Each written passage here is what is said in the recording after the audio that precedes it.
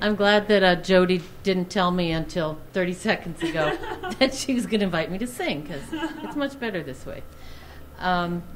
We were rafting on the Colorado River a few years ago, and I always have gas in my mind, especially before I got the book published, and I didn't have my computer, so we're chilling out after we put up camp, and I sat down with a piece of paper and wrote a little song. You'll recognize the tune. Home, home on the range, where the gas and oil companies roam, where seldom is heard a believable word, and the quality of life has now gone. Home, home on the range, where the air and the water smell strange, where the blue skies turn brown and the people fall down from the fumes that they breathe in all day. Home, home on the range, what happened to my once lovely land? The prairies are wrecked, they're toxic waste pits instead, and soon we'll all fall over dead. My husband doesn't like that part. He says, you're always being depressing. Maybe we can fall over dead a little more slowly. And could I just say a little bit more, too, about something? When it comes to our town, and I forgot to mention that when they wanted to put, for starters, 1 billion gallons of toxic brine under our town, Jody and I went down to the town clerk, and there was a distinguished guy around 70 years old that was a medical doctor in our town, Dr. W, I call him. And I said, could I see the information on the disposal well, deep injection disposal well? And he said, no, Dr. W has the report. So I said to the secretary, we don't want it in our town. And Dr. W came out, and I didn't even know, I got to know him now, but I didn't know him. I knew of his name. And he came over and he slammed the thing down on this big, thick, with all of the information.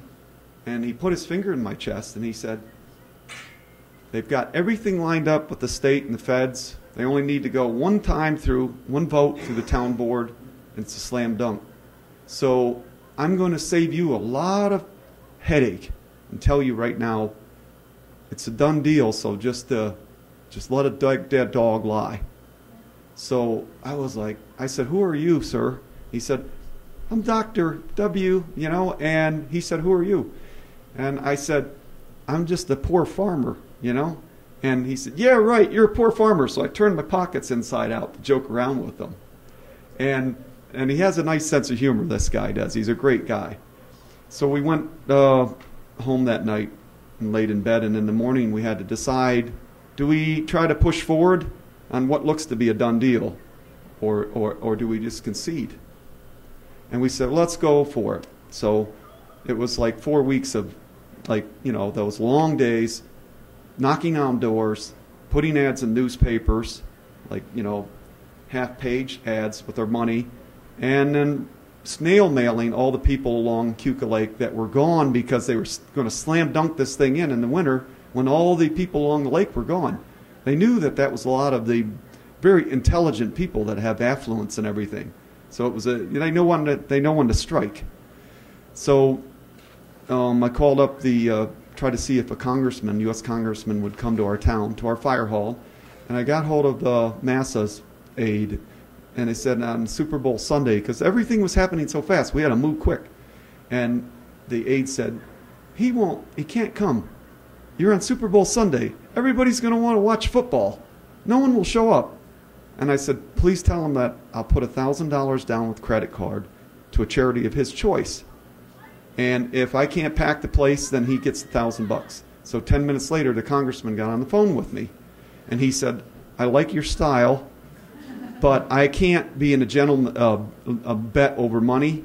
It doesn't look right. I would be there, but he said, you better pack the place. I said, we'll get it done. Thank you so much. Then we got Dr. Ingraffia. It was easy. Once you get a U.S. congressman, it's easy to get people. And then Walter Hang, toxic targeting, and Richard Young, Rachel Treichler, probably forgetting a few other people. Long story short, over 500 people pack into a little fire hall. And I was standing there like this. All the seats are taken. I remember sweat dripping down my armpit because it was that hot. And it's 15 degrees above Fahrenheit. Some people say, open the doors, open the windows. We did that. We couldn't bring the temperature down because if you take a building and you literally pack it with people like that, you can't bring it down so easy. So we turned the air conditioning on. And a lady passed out. And we had to take her out into the lobby. She was all right. The reason I tell you all this is 2 weeks later, a little over 2 weeks later, they rescinded their application. That's a multinational corporation, one of the more powerful ones on the planet. So does people power work? When you put the people power to something, that gives you tremendous muscle.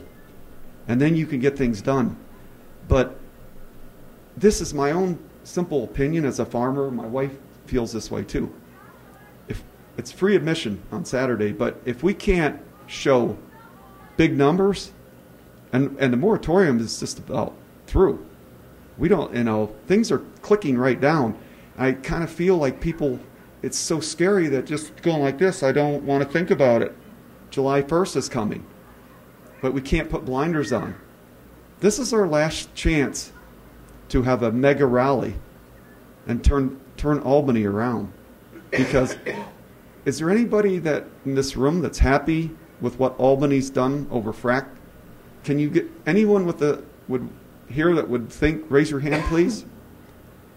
We've done that 4 nights in a row. And down in PA, I ask, are you happy with Harrisburg? We've even had past gas people there, and they won't even raise their hand, which kind of surprised me at Binghamton thing. So no one is happy, but guess who is happy? The gas corporations. They're tickled pink. Absolutely. They're ready to get their T-bone steaks and drink their Scottish whiskey and celebrate because they're ready to put it to us. And I don't think we should try to convince ourselves that, no, it's not going to happen. We have to have a mega rally. And please don't consider doing this, because don't let my wife and I go through 6 months of trying to set this thing up and just in vain. I mean, if it wouldn't come off, I'm going to be so heartbroken. I'd be probably crying during the event. I mean, we have put everything to try to stop the frack. And we want the frack banned. And it's like we put everything into this. So thank you very much.